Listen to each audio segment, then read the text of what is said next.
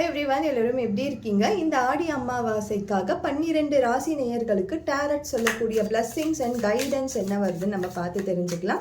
முதலாவதாக மேஷ ராசி நேயர்களுக்கு டேரட் சொல்லக்கூடிய கைடன்ஸ் என்ன வருதுன்னு பார்த்தோம்னா, அன்சீன்ட் பேட்டர்ன் ஹிடன் டிசையர். ஸோ உங்கள் லைஃப்பில் ஏதோ ஒரு விஷயத்தை நீங்கள் ரொம்ப தீவிரமாக இதை நான் பண்ணியே ஆகணும் அப்படின்னு சொல்லி நினச்சிட்ருக்கீங்க. ஸோ அந்த விஷயத்துக்கான பிளஸ்ஸிங்ஸாக இதை நம்ம எடுத்துக்கலாம். நான் இதுக்காக முயற்சி பண்ணிகிட்ருக்கேன், நான் ஒரு எக்ஸாம் கிளியர் பண்ணணுன்னு ட்ரை பண்ணிகிட்ருக்கேன், என்னுடைய லைஃப்பில் நான் ஒரு நல்ல பார்ட்னர் எனக்கு கிடைக்கணும்னு நினச்சிட்ருக்கேன், என்னுடைய வேலையில் நான் இதை சாதிக்கணும்னு நினச்சிட்ருக்கேன், இல்லைனா என்னுடைய வீட்டுக்கு நான் இந்த மாதிரி பொருளை வாங்கணும்னு நினச்சிட்ருக்கேன். அந்த மாதிரி உங்களுடைய ஆசைகள் நிறைவேறக்கூடிய தருணங்கள் இந்த ஆடி அமாவாசை அப்படின்ற அந்த விஷயத்தில் உங்களுக்கு பிளஸ்ஸிங்ஸாக கிடச்சிருக்கு. கண்டிப்பாக நெக்ஸ்ட் ஆடி மாதம் அமாவாசைக்குள்ளே உங்கள் லைஃப்பில் நீங்கள் நினச்ச விஷயம் நடக்கும். ஸோ அதே மாதிரி அன்சீன்ட் பேட்டர்ன் ஒரே ரிப்பீட்டட் பேட்டர்னாக நடந்துகிட்ருக்கு. ரிலேஷன்ஷிப்பில் நிறைய இஷ்யூஸ் இருக்குது, அல்லது ஏதோ ஒரு விஷயத்தில் நீங்கள் கொஞ்சம் தோல்வியே பார்த்துட்ருக்கீங்க, ஒரே மாதிரியான ஃப்ரெண்ட்ஸையே பார்த்துட்ருக்கீங்க, ஒரே மாதிரியான ரிலேஷன்ஷிப்லேயே இருக்கீங்க, ஒரே மாதிரியான வேலைக்கே போயிட்டுருக்கீங்க அப்படின்னும் பொழுது அந்த பேட்டர்ன்ஸும் உங்களுக்கு கிளியர் ஆக போகுது. ஸோ நீங்கள் இதை அப்படியே டேப் பண்ணி கிளைம் பண்ணிக்கலாம். அடுத்ததாக ரிஷபராசி நேயர்களுக்கு டேரட் சொல்லக்கூடிய கைடன்ஸ் என்ன வருது இந்த ஆடி அமாவாசைக்காக நம்ம பார்ப்போம். ஸோ நிறைய பேரோட ரிலேஷன்ஷிப் ஹீல் ஆக போகுது. உங்களுடைய ரிலேஷன்ஷிப்பில் ஒரு ஹீலிங் நடக்க போகுது. நீங்களும் உங்களுடைய பார்ட்னரும் பிரிஞ்சிருக்கீங்க, அல்லது 2 பேருமே பேசாமல் இருக்கீங்க, அல்லது 2 பேருமே ஏதோ ஒரு கருத்து வேறுபாடால் செப்பரேஷனில் இருக்கீங்க, டிவோர்ஸ் வரைக்கும் கூட போயிருக்கலாம். அந்த விஷயங்கள் எல்லாமே ரிஷபராசி நேயர்களுக்கு ஒரு ஹீலிங் நடக்க போகுது. இந்த ஹீலிங் பார்த்தீங்கன்னா 2 பேருமே எடுத்த முடிவுகளை மாற்றிக்கிறதுக்கான வாய்ப்புகளை கொடுக்க போகுது. ஸோ அந்த வாய்ப்பு அப்படின்னும் பொழுது பிரபஞ்சம் உங்களுக்காக தருவாங்க. ஸோ அந்த வாய்ப்பை நீங்கள் அப்படியே எடுத்துக்கோங்க. நிறைய பேர் அன்எக்ஸ்பெக்டடான ஒரு ரிலேஷன்ஷிப்பில் போயிருப்பீங்க. சில நாட்கள் நல்லா இருந்திருக்கும், ஆனால் பல நாட்கள் உங்களுக்குள்ள பிரச்சனைகள் வந்திருக்கும். ஸோ அந்த பிரச்சனையெல்லாம் தீர்ந்து ஒரு சுமூகமாக ஒரு சாஃப்டான ஒரு ரிலேஷன்ஷிப்குள்ளே போக போகிறீங்க. எவ்வளோ பெரிய பிரச்சனை இருந்தாலும் உங்கள் மனசுக்குள்ளே நீங்கள் சொல்லியிருப்பீங்க, எனக்கு இந்த உறவுலேருந்து போக வேண்டாம், நான் இந்த உறவில் தான் இருக்கணும் அப்படின்னு நினச்சிருப்பீங்க. ஸோ அது எல்லாமே மேனிஃபெஸ்ட் ஆக போகுது. ஸோ அடுத்ததாக உங்களுடைய இன்ட்யூஷனை பிலீவ் பண்ணுங்கள். கொஞ்சம் தெய்வ வழிபாடுகளை உங்கள் லைஃப்பில் சேர்த்துக்கோங்க. எல்லா விதமான அபண்டன்ஸும் கிடைக்கும். இது ரிலேஷன்ஷிப்க்கு மட்டும் கிடையாது, ஃப்ரெண்ட்ஷிப்க்கும் வச்சுக்கலாம். ஒரு பார்ட்னர் கூட இருக்கக்கூடிய டேர்ம்ஸும் சரியாகலாம். பிஸ்னஸில் ஒருத்தவங்க பார்ட்னர் கூட நம்ம டேர்ம்ஸ் சரியில்லாமல் இருப்போம், அதுவும் சரியாகும். அப்படி இல்லை அப்படின்னும் பொழுது கூட வேலை செய்கிறவங்க நம்மளுக்கு கொஞ்சம் இன்னும் நல்லா கோஆப்ரேட் பண்ணி வேலை செய்வாங்க. ஸோ இது எல்லாமே நம்ம பார்த்துக்கலாம். அடுத்ததாக மிதுன ராசி நேயர்களுக்கு டேரட் சொல்லக்கூடிய கைடன்ஸ் என்ன வருதுன்னு பார்க்கலாம். இந்த ஆடி அமாவாசைக்காக டேரட் சொல்லக்கூடிய கைடன்ஸாக வரக்கூடியது. ஸோ உங்களுக்கு உங்கள் மனசில் ஏதோ ஒரு ஃபீலிங் போயிட்டே இருக்குது, யார்கிட்ட பகிர்ந்துக்கிறதுனே தெரியல. நீங்கள் காற்று ராசியாக இருந்தாலும் உங்களுக்குன்னு ஒரு ப்ரைவேட் ஸ்பேஸ் தேவைப்படும். எல்லாத்தையும் எல்லார்கிட்டயும் சொல்ல மாட்டீங்க. ஸோ அந்த ப்ரைவேட்டாக இருக்கக்கூடிய விஷயங்களை நீங்கள் எக்ஸ்ப்ளோர் பண்ணுவீங்க. உங்கள் லைஃப்பில் எது ப்ரைவேட்டாக இருக்குதுன்னு உங்களுக்கு தான் தெரியும். ஸோ காற்று ராசி அப்படின்ன உடனே எல்லாத்தையும் எல்லார்கிட்டையும் இவங்க ஷேர் பண்ணிகிட்டே இருப்பாங்க அப்படின்னு சொல்லுவாங்க. பட் உங்களுக்கும் சீக்ரெட்ஸ் இருக்கும்.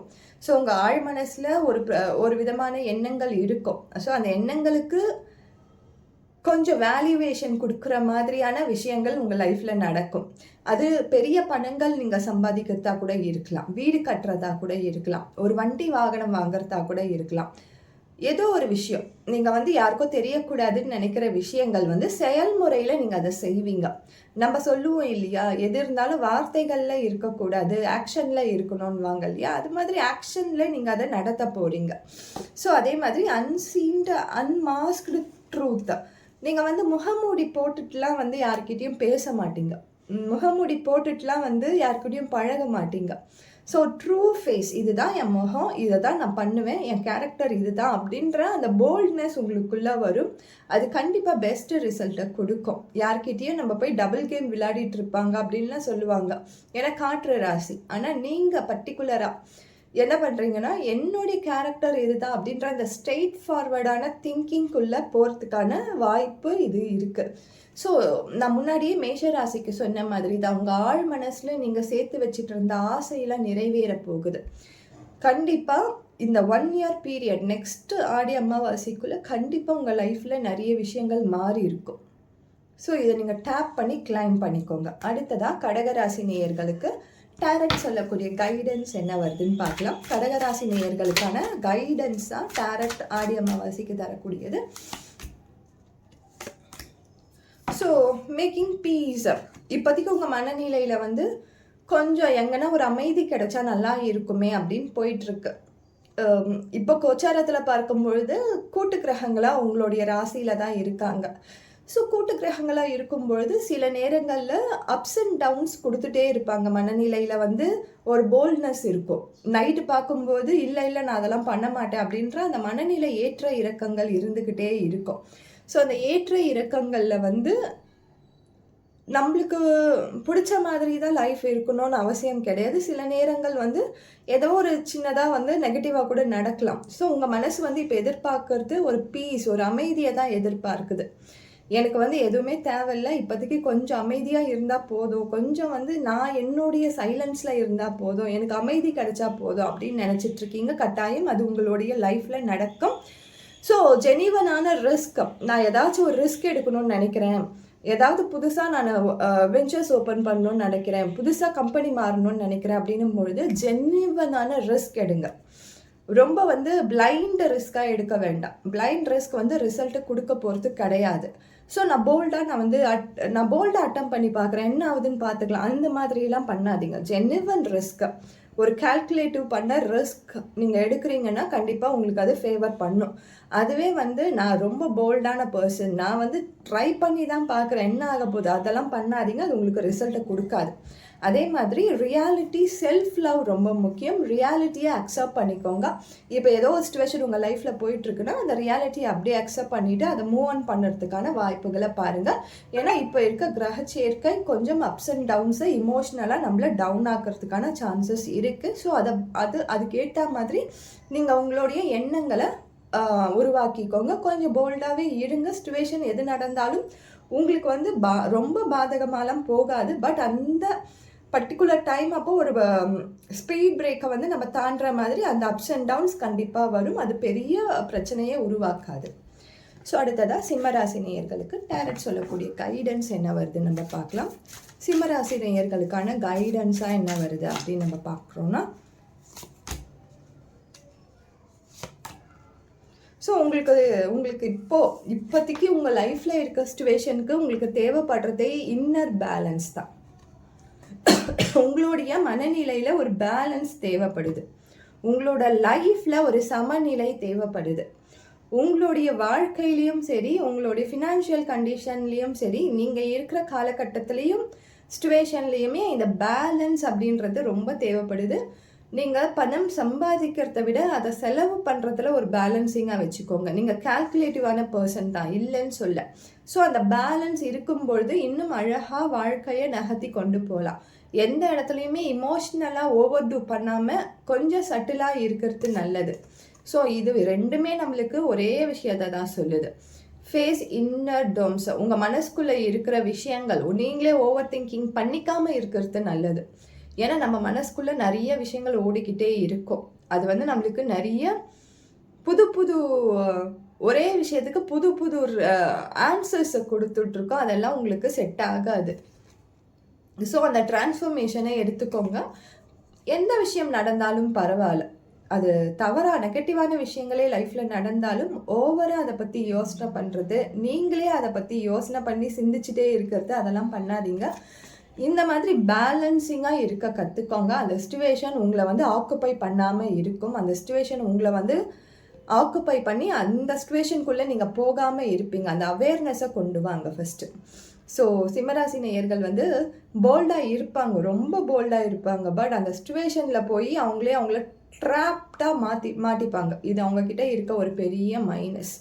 நீங்கள் எந்த அளவுக்கு போல்டாக இருக்கீங்களோ அதே மாதிரி உங்களுடைய ஆழ் மனசையும் போல்டாக வச்சுக்கோங்க. எல்லாமே நல்லதாகவே நடக்கட்டும். அடுத்ததாக கன்னிராசி நேயர்களுக்கு டேரட் சொல்லக்கூடிய கைடன்ஸ் என்ன வருதுன்னு பார்க்கலாம். கன்னிராசி நேயர்களுக்காக டேரட் சொல்லக்கூடிய கைடன்ஸாக வரக்கூடியது divine jungle, self compassion. So உங்கள் மனசில் ஏதோ ஒரு விஷயம் ஜங்கிளிங் ஆகிட்டே இருக்குது, தாவிக்கிட்டே இருக்குது. ஒரு மனநிலை தெளிவாக இல்லை இப்போதைக்கு. ஸோ இந்த இன்னர் ஹார்மனி, இன்னர் பீஸ் அப்படின்றது கண்டிப்பாக தேவைப்படுது. எந்த விஷயமாக இருந்தாலும் நெகட்டிவும் பாருங்கள், பாசிட்டிவும் பாருங்கள், அது உங்களுக்குள்ளேயே சொல்லி பாருங்கள். இப்போ ஏதோ ஒரு விஷயம் பண ரீதியான பிரச்சனை போயிட்டுருக்கு. அந்த பண ரீதியான பிரச்சனைக்கு என்ன சொல்யூஷன் அப்படின்றது நெகட்டிவாகவும் பாருங்கள், பாசிட்டிவாகவும் பாருங்கள். ஒருத்தவங்க கிட்ட நான் கடன் வாங்குறேன், வட்டிக்கு அதிகமாக கடன் வாங்குறேன். ஸோ அந்த வட்டி என்னால் கட்ட முடியுமா, முடியாதா? முடியும். இப்போ நான் இந்த பிரச்சனைக்காக அந்த முடிவை நான் எடுத்துடுறேன் அப்படின்னும் பொழுது அது நாளைக்கு எனக்கு என்ன பிரச்சனையை கொடுக்க போகுது? இப்போ நான் இந்த பிரச்சனையை சமாளிக்கிறதுக்காக ஏதோ ஒரு லோன் எடுத்துடுறேன். இப்போ தற்காலிகமாக அந்த பிரச்சனை தீர்ந்துருச்சு. ஆனால் நாளைக்கு என்ன அந்த பிரச்சனை வரப்போகுது? இதால் யார் எனக்கு பிரச்சனையை கொடுக்க போகிறா? நான் எந்த ஒரு வேலைக்கும் போல் ஹவுஸ் ஒய்ஃபாக தான் இருக்கேன். ஆனால் நான் ஒரு லோன் எடுக்க போகிறேன். ஆனால் இந்த லோன் கட்டுறதுக்கான காசு எங்கேருந்து வருது? என் ஹஸ்பண்ட் வேலை தான் செய்கிறாங்க, இல்லைன்னு சொல்ல. ஆனால் அவங்க எனக்கு எல்லா மாதமும் சப்போர்ட் பண்ணுவாங்களா? இல்லைன்னா நீங்களே ஏதோ ஒரு பெரிய விஷயத்துக்காக, ஏதோ ஒரு விஷயத்துக்கு பண ரீதியான விஷயத்தில் நீங்கள் போய் யார்கிட்டயும் கேட்குறீங்க. அது எந்த அளவுக்கு உங்களுக்கு பாதிப்பை கொடுக்க போகுது? ஆர் ஹெல்த்தில் நீங்கள் இப்போ நல்லா தான் இருக்கீங்க, ஆனால் ஏதோ ஒரு சின்னதாக விஷயம் நடந்துட்டுருக்கு, உங்களுக்கு முடியல. ஆனால் அதை இப்போ நம்ம தற்காலிகமாக நிறுத்தி வச்சிடலாம் அப்படின்னு நினைக்கலாம். பட் அதுக்கான ரிசல்ட் என்ன? அது சரியாகிறதுக்கான வாய்ப்பு இருக்குதா? அதுதான் நம்மளுக்கு சொல்யூஷனை கொடுக்கும்.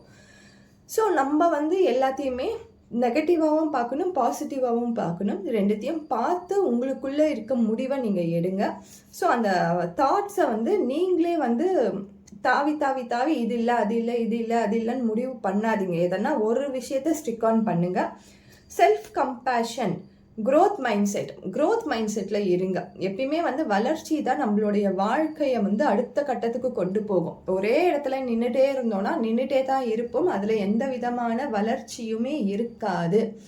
நான் இப்படி தான் அப்படின்னு முடிவு பண்ணிட்டீங்கன்னா மிச்சப்படி வேற எந்த ட்ரையும் பண்ணாதீங்க, காசை வேஸ்ட் பண்ணாதீங்க எதுலேயும் போட்டு. ஆனால் உங்கள் லைஃப்க்கு ஒரு க்ரோத் வேணும்னா ரிஸ்க் எடுக்கணும். அந்த ரிஸ்க்கை நீங்கள் எடுக்கிறதுக்கு தயாராக இருக்கீங்களான்னு பாருங்கள். அடுத்ததாக துலாம் ராசி நேயர்களுக்கு டேரட் சொல்லக்கூடிய கைடன்ஸ் என்ன வருதுன்னு பார்க்கலாம். துலாம் ராசி நேயர்களுக்காக டேரட் சொல்லக்கூடிய கைடன்ஸ் என்ன வருது அப்படின்னு பார்த்தோன்னா, ஸோ நீங்கள் டிஃபென்ஸ் பண்ணிக்கிட்டே இருக்கீங்க. நீங்கள் ஒரு விஷயத்தை ஃபோக்கஸ்டாக ஃபேஸ் டு ஃபேஸ் பார்க்க மாட்டேன்றீங்க, தள்ளி போட்டுகிட்டே இருக்கீங்க, ப்ரொகாஸ்ட் பண்ணிகிட்டே இருக்கீங்க. ஒரு விஷயத்தை ஃபேஸ் டு ஃபேஸ் போல்டாக நீங்கள் பார்த்து சந்திச்சு அதில் இருக்க பிரச்சனையை தீர்த்துட்டிங்கன்னா லைஃப் ரொம்ப சுமூகமாக போகும். ஆனால் நீங்கள் என்ன பண்ணிகிட்ருக்கீங்கன்னா, சரி பரவாயில்ல, இப்போ வரைக்கும் நல்லா இருக்குதா அப்படியே போட்டோம், ஆனால் அங்கே பிரச்சனை இருக்குதுன்னு தெரியுது. ஆனால் நீங்கள் தள்ளி போட்டுகிட்டே இருக்கீங்க. அந்த ஃபேஸிங் த ஃபியர் அப்படின்ற விஷயத்தை ஃபேஸே பண்ண மாட்டேன்றீங்க. அது நீங்கள் எந்த விஷயத்தில் வேணாலும் வச்சுக்கலாம். சப்போஸ் நீங்கள் வேலை செய்கிற இடத்துல உங்கள் மேனேஜரோ டிஎல்லோ உங்களுக்கு பிரச்சனை கொடுத்துட்டே இருக்காங்க, ஆனால் நீங்கள் சைலண்ட்டாகவே இருக்கீங்கன்னா அந்த ஃபியரை நீங்கள் ஃபேஸ் பண்ண மாட்டேன்றீங்க. இந்த வேலையை விட்டுட்டு போயிட்டா எனக்கு வேலையே கிடைக்காது அப்படின்ற அந்த மனநிலைக்குள்ளே போயிட்டு நீங்கள் போல்டாக டிசிஷன் எடுக்க மாட்டேன்றீங்க. குடும்பங்கள்லேயும் அதே மாதிரி தான், உறவுகள்லேயும் அதே மாதிரி தான். உறவுகள் உங்களை டாமினேட் பண்ணிக்கிட்டே இருக்குது. ஆனால் நீங்கள் என்னுடைய கடமை நான் பண்ணி தான் ஆகணும் அப்படின்ற அந்த தாட்குள்ளே போயிடுறீங்க. ஆனால் என்னால் முடியாது அப்படின்ற அந்த விஷயத்த நீங்கள் சொல்லவே மாட்டேன்றீங்க. இல்லை என்னால் முடியும்னு சொல்லி நீங்கள் உங்களையே ரொம்ப கஷ்டப்படுத்திட்டு இருக்கீங்க. ஸோ கன்ஃபியூஷன் ஸ்டேஜ்லேயே இருக்கீங்க. அதுவே உங்களுக்கு ஒரு பெரிய மன அழுத்தத்தை கொடுக்குது, ஆன்சைட்டியை கொடுக்குது. ஸோ சரண்டர் பண்ணிவிடுங்க. எது இருந்தாலும் இறைவன்கிட்டையும் தேவதைகள்கிட்டையும் யூனிவர்ஸ்கிட்டையும் சரண்டர் பண்ணிவிடுங்க. ஃபஸ்ட்டு சரண்டர் பண்ணிவிட்டு உங்களுடைய வாய்ப்புகள் கிடைக்கும் பொழுது நோ சொல்ல கற்றுக்கோங்க. இது உங்களுக்கு பெரிய மாற்றத்தை கொடுக்கும். Thank you so much.